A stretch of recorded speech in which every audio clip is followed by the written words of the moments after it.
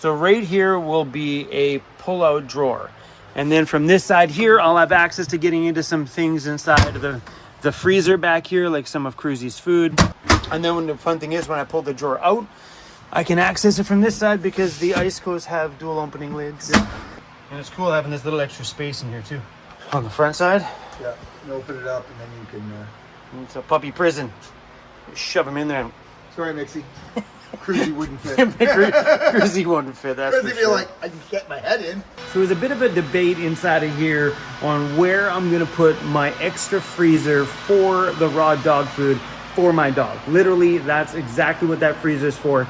And also, when we're doing big treks up north, I can take half the freezer and throw it full of steaks for me, because when you get to remote areas, buying meat and stuff is super expensive.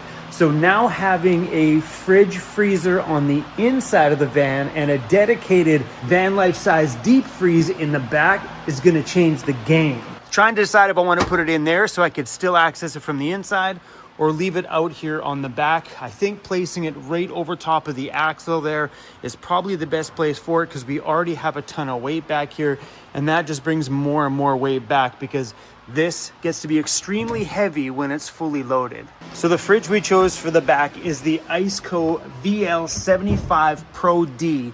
D would be the dual zone, and this one here you can open up from either side. It is freaking genius. I love this thing.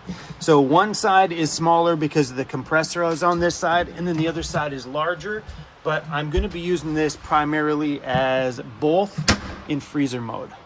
In my other van, these things weren't out when I put mine in there. Otherwise, I would have bought this for sure, because I could access it from the outside and the inside at the same time.